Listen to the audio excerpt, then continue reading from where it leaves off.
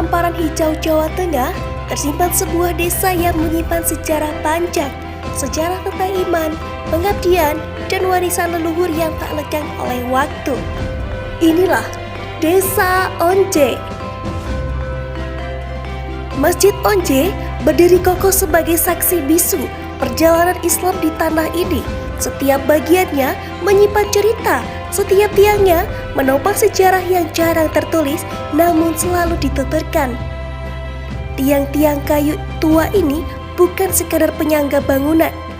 Mereka adalah penjaga ingatan tentang siapa yang pertama kali mengumandangkan azan di sini dan mengapa. Ya, baik Bapak, boleh perkenalkan diri terlebih dahulu, nggih? Nama saya, mengenal saya sama saya itu Maksudi. Sehari-harinya itu imam masjid atau imam sholat di Masjid Raden Said Kuning.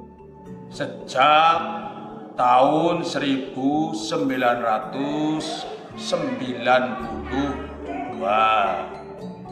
Bahkan masih bujang malah itu 80-an. Oke Bapak, jadi Bapak sudah bagaimana awal mula Bapak mengenal sejarah masjid? Wah, berapa sekali awet bujangan saya itu. Karena saya itu sekolahnya nggak di sini. Ya kan, asli pribumi sini, tapi sekolah di sini hanya di kelas 3 SD. Kelas 4-nya di Cirebon. Buntet. Tahu ya Kanci? Oh iya kan. Lah, terus tahun 1975 kamu belum lahir. Ya kan? Terus 80 saya pindah ke Tubureng, Jombang, Gus Dur. Ya. Terus 86 pindah ke Meranggen Demak, terakhir di Krapyak Jogja. Terus pulang, itu anak saya yang bareng. Berarti Bapak kayak berkelana gitu ya Pak? Iya. Cari ilmu. Ilmu kiblat barat, utara, selatan, timur. Baik, selanjutnya boleh Bapak ceritakan tentang Masjid Onje.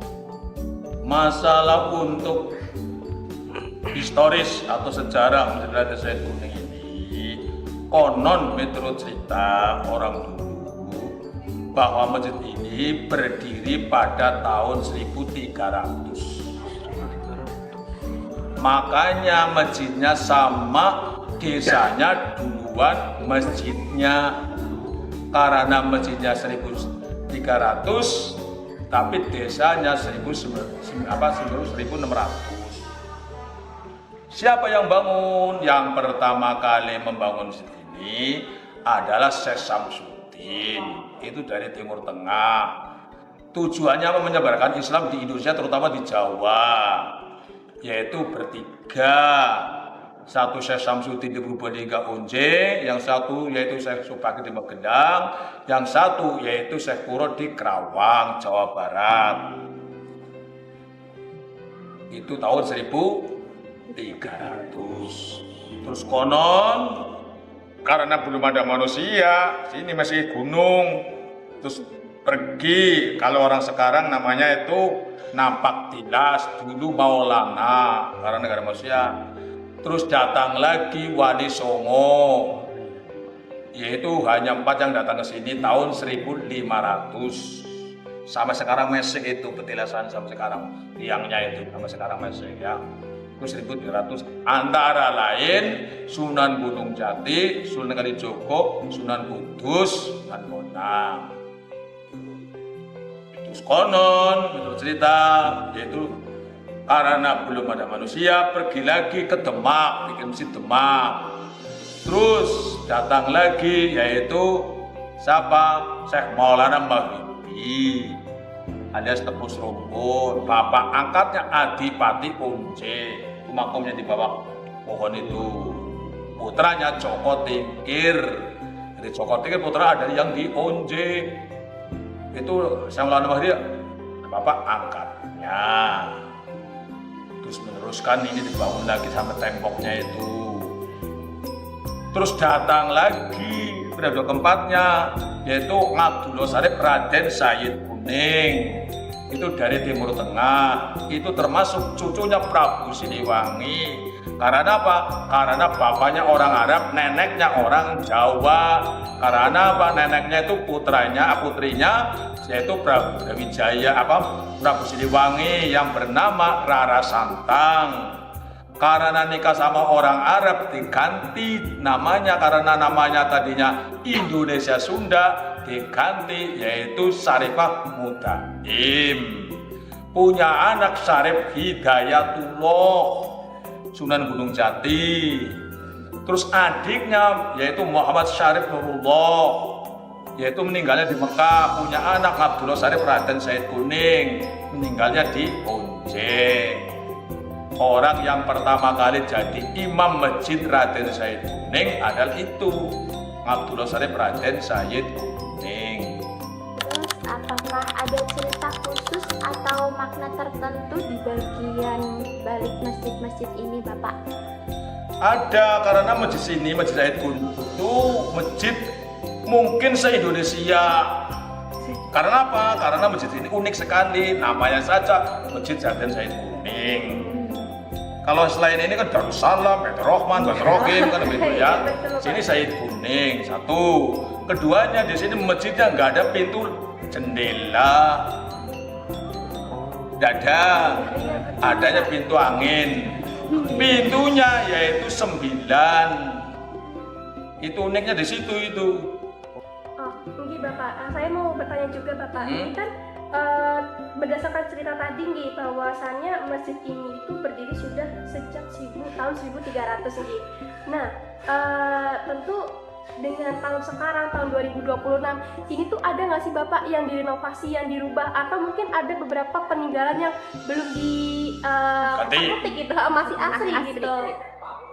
Ya ada jelas. Ini dulu halaman. Oh, ini dulu halaman. Ya kan? Halaman. Nah itu. Yang asli itu yang di dalam masjid itu, ya dalam pintu itu yang asli itu. Oh. Asli 1300. Yang sini saya tahu. Renovasi tambahan saya tahu. Mungkin kalau anak dari Purbalingga itu tahu, Bupati Tasbih tahu. Nah ini tinggalannya. Itu kan belum lama kan? Nah, iya itu.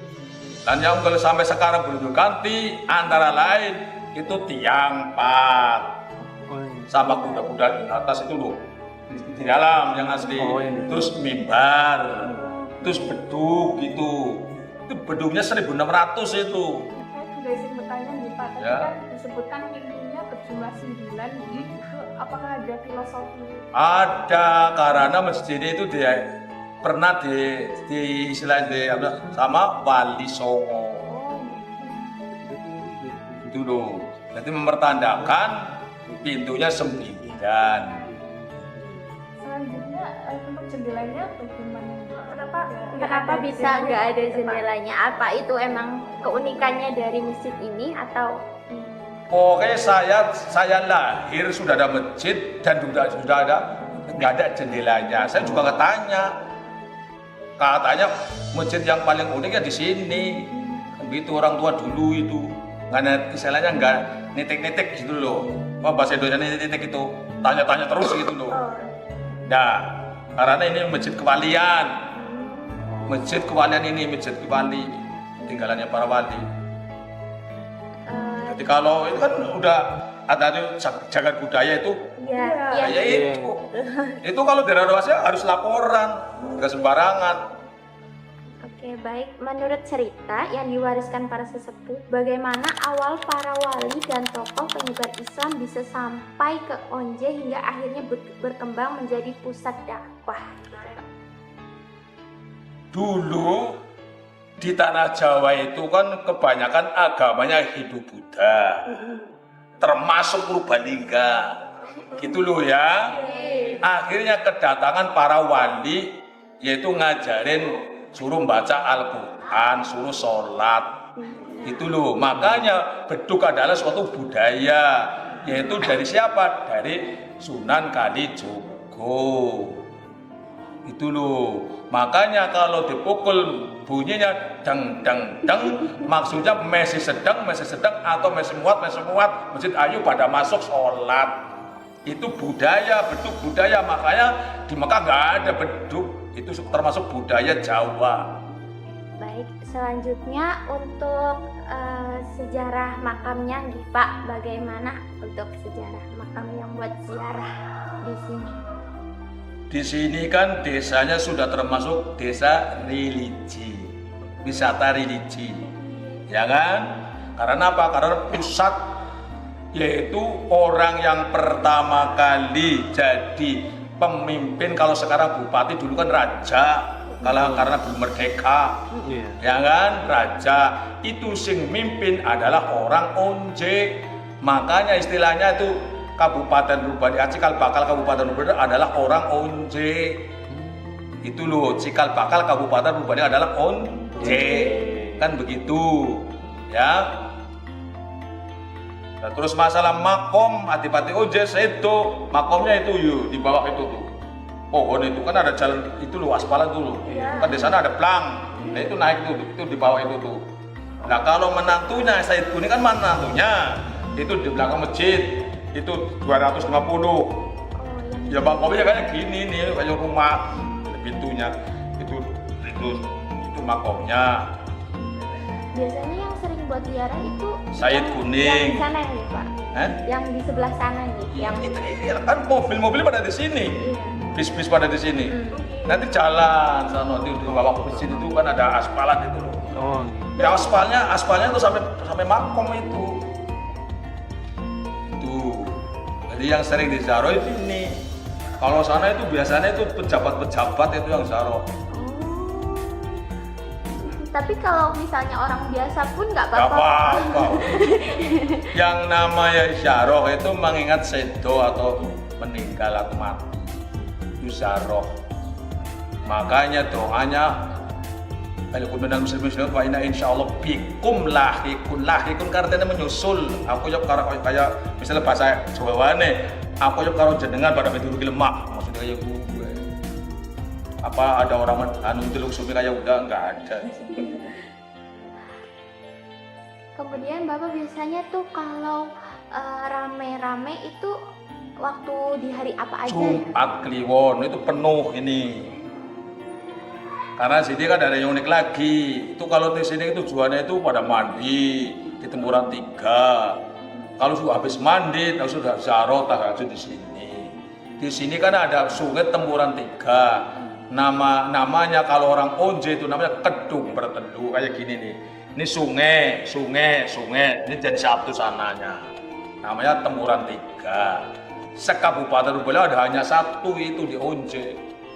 Itu jaraknya kurang lebih jauh atau Nah, deket ini tuh 250 itu. oh, Ya kan? Kalau yang ke kanan yaitu makam Said Kuning, kalau yang kiri Temburan 3. Oh. Dan di situ ada cagar budaya juga, itu namanya Dakon.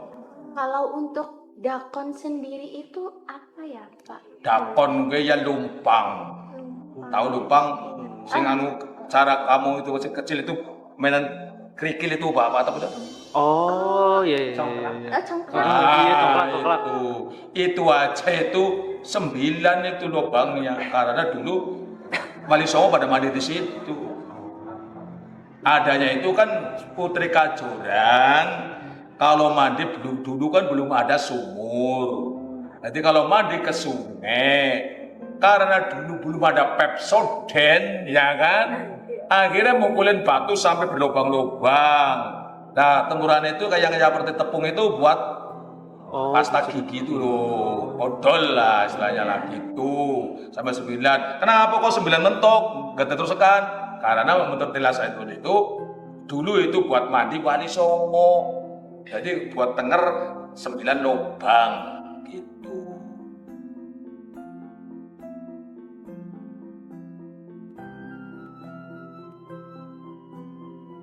Sini kan cagar budaya 4. Sini Arca, Makom, terus Dakon.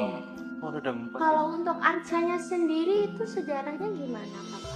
Kalau arca itu menggambarkan caranya patung lah. Karena dulu itu waktu orang yang mau membabat desa Onje itu, yang namanya saya melalui YouTube seruput itu berdialog tapi dengan makhluk halus. Itu loh ya kan? Nah, belum selesai hilang. Jadi digambarkan sampai saya tebus rumput atau melalui itu ambil batu terus bikin sekarang dilukis orangnya seperti ini mukanya. Berarti untuk gambaran. Gambaran itu namanya arca karena bentuknya kecil di arca. Kalau besar ya kalau besar ya di itu Jogja itu. Oh, iya. Baik. Kalau Gambaran. untuk tradisi, apakah di sini ada tradisi tertentu, Bapak? Seperti tradisi menjelang apa gitu, bulan? Kalau tradisi itu sebetulnya itu setiap desanya ada, tapi kalau di sini itu kan ada yang unik sekali. Contohnya apa? Contohnya di sini itu kan ada abuge. Itu loh, ya kan? Abuge siapa? Abuge adalah menanggal 1 Muharram, ya tahunnya Alif, harinya Rebu, pasarnya Pagi, ini abuge. Itu ya isinya itu 8. Alif, Gha, Jimawal, Zadal, Bawahu, Jimair. 1 windu 8 tahun. Kebetulan tahun 2026 itu tahunnya Dal. Nanti tahun depan ini Muharram, sebentar kan Muharram. Itu namanya tahun Ba. Menanggal 1 Muharram nanti, yaitu tahunnya Ba, ya kan? Ba, harinya Kemis, pasarnya Legi, Bamiski. Nanti puasanya Selasa, apa Selasa Pahing, lebarannya Kamis Pahing, udah ketahui itu kalau bukti, nggak melihat leburan itu sudah tahu. Yakin, makanya ilmu yakin, bukan abuge itu bukan organisasi, bukan Islam abangan, bukan Islam kejawen. Ada kejawennya kan Haji Saka, yakin ini agar abuge itu kan Sultan Agung sama Sunan Kalijogo. Makanya tahunnya tahun Arab, Alif, Ha, awal Alif, Ja, Jimawal, Za, Dal, Bawahu, Jimair. Bulannya sama dengan Januari sampai Desember, tapi uniknya lagi apa yang kalau abuge Rom Jiji, Parluji, Walwatma, Ngofirnama, Dibaltupat, Dikiropat, Jablulu, Banmalu, Demero, Waljiro, Dahroji, Jakpaji. Kan unik kan? Iya, kalau kamu apanya Januari, Februari, Maret, April, Mei, Juni, Juli, Agustus, September, Oktober, November, Desember. Oh, Islam ya nggak ngerti ya. Muharram, ya, Sofar, Rabiul Awal, Rabiul Akhir, Jumadil Awal, Jumadil Akhir, Rajab, Sya'ban, Ramadan, Syawal, Dzulqa'dah, Dzulhijjah. Itu yang menjadikan lebaran sama duduk selalu sehari setelah. Ya kemarin sama. Oh, kemarin sama. Iya. Soalnya pas 1 windu 8 tahun pasti ketemu bareng. Oh, setiap 8 tahun. Iya, kalau enggak tahun Dal, tahun Wawu, ini kebetulan tahun Dal. Gitu loh. Nanti tahun depannya lain coba saya sih. Bapak, yang pernah saya baca di desa ini tuh kan ada tradisi yang namanya itu Grebek Onjeng nih. Kalau Grebek Onjeng itu kan istilah Grebek Onjeng itu kan pada waktu Bupati Tasdi. Sebelum ada Grebek Onjeng itu sudah ada, tapi namanya Sadranan atau Rowahan. Sampai sekarang masih, tapi kalau tadi Grebek itu sudah hilang karena dulu itu yang merintis tadi itu Grebeknya ada itu Bupati Tasdi. Karena Bupati Tasdi sudah ganti bupati, akhirnya hilang lagi. Berarti nggak ada untuk meneruskan kayak gitu ya, Pak? Ya nggak ada, soalnya Pemda sudah ngelepas, sifatnya bantu. Lurah ini nggak bergerak ya sudah. Kalau lurah ini pimpin desa Onjek ya atau Pak Lurah bergerak ya sana mesti bantu. Iya, tapi Dulu kan 100% dari Pemda. Nah, waktu Bupati Tiwi dibantu. Akhirnya sini diam karena istilahnya nggak mampu mungkin, ya saya nggak tahu ya. Akhirnya hilang karena hilang sana dia nggak bantu, ini kayak gitu.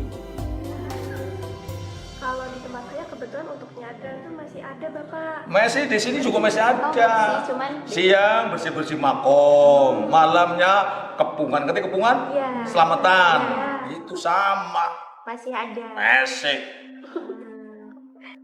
Oh iya Bapak, kalau boleh tahu untuk ziarah tuh perizinannya tuh bagaimana dulu nggih Pak? Kayak gitu. Apakah Kan ada juru kuncinya. Oh iya Bapak bukan juru kuncinya. Juru kuncinya ini. Oh iya. Aku ada namanya saya. Bapak Gitu. apa? Nomor itu ada. Kalau yang saya nomornya di atas, kalau yang di bawah itu. Berarti menghubungi Masnya dulu abis Kalau saya kan udah tua regenerasi. Oh, regenerasi. Jadi nanti nggak kaget, tahu kaget? Cut. Soalnya apa? Kalau malam-malam kamu dipanggil, bangunin orang itu kalau malam harus bangun. Karena orang Jawa kemarin itu dari Pekalongan 4 bis aja. Kalau boleh tahu ada tata caranya kayak gitu atau enggak sih Tata Pak? cara apa? Untuk ziarah. Ya jelas ada. Uluk salam, makanya salam yang nggak dijawab itu salam kuburan atau salam sholat. Sholat itu salamnya nggak dijawab. Coba sih tadi sholat itu dijawab siapa yang jawab? Nggak ada kan? Nah itu ke kuburannya gitu, nggak ada yang jawab. Assalamualaikum ya kubur minal muslimin muslimat wa minal insyaallah bikum lahiqun. Waalaikumsalam. Ya kamu nggak jadi jaroh, karena suaranya nggak ada wujud. Ya kan? Ada cara salam. Assalamualaikum ya ahli kubur minal muslimin wal muslimat wal mu'minin wal mu'minat wa inna insyaallah bikum lahiqun. Yang pertama kan itu ada 2. Kalau yang masuk ke wali, assalamualaikum ya waliullah Abdullah Sarif Raden Said Kuning wa inna insyaallah bikum lahiqun. Disingkatnya. Kalau misalnya macam-macam kalau orang NU kan kadang-kadang lebih barokati selamat dunia wal akhirat kan kayak gitu loh. Kemudian waktu sudah masuk ke makamnya itu jadi tinggal berdoa aja. Ya, terserah jenengan. Oh. Terserah kamu. Di sana kan ada suratan Yasin itu kalau tahlil di sana. Disediakan ya Ya Pak. kalau hafal ya nggak usah, kalau nggak hafal ya ngambil itu di meja kan ada di sana ada disiapakan. Terus kemarin kan kita sempat ke sana ya Pak. Om. Iya ke makom. Dan di dalam makomnya itu ada beberapa makom. Om itu itu gampang. seperti apa? Kalau Abdullah Sarif pas di tengah-tengah yang ada namanya di tembok itu loh. Kan ada namanya tuh lurus Abdullah Sarif. Kalau sebelah barat itu namanya Dulgana, kalau di sebelah selatan itu namanya Dulgani, yang sebelah timur itu namanya Diparudin, cucunya Said Kuning. Oh berarti itu satu keluarga nih Pak. Kalau mungkin yang makam di sebelah sana itu ada makam siapa aja Pak?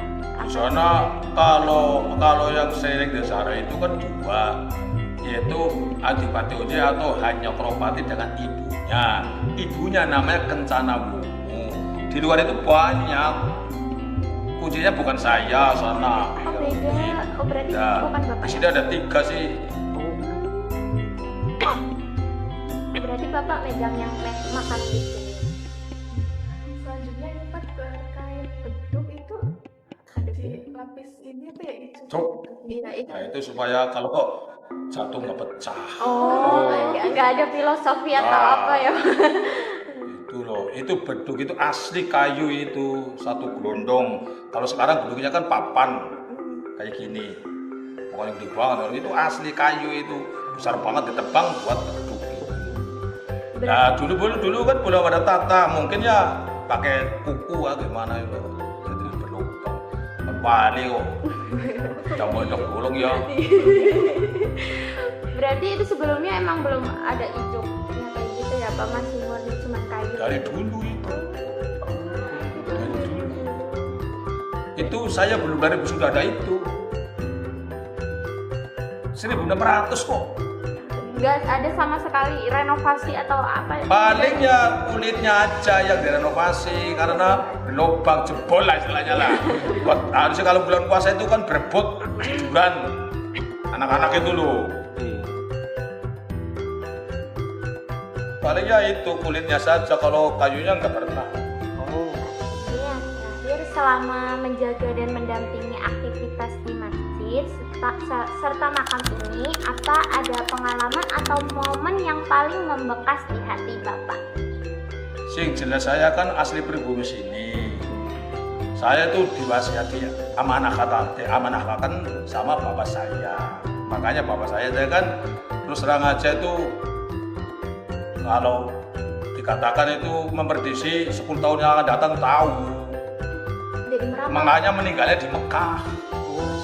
Maka berangkat haji aja itu, ya berangkat haji aja itu terus terang aja itu pamitan sama keluarganya, saya nggak mau pulang, mau istilahnya Jawa itu payu di sana, istilah nasionalnya tuh mau meninggal di sana. Mbah saya, bapak saya nih nggak semua. Maksudnya orang sini yang haji, yang terak sini dulu ya, atau nasib ini itu 4 yang meninggal di Mekah. Karena apa? Karena mbahnya itu dari Mekah.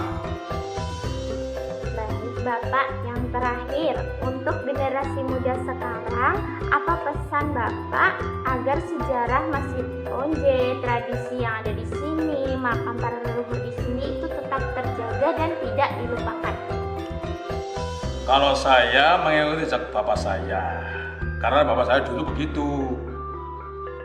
Wallahu bisawab, Allah yang menentukan.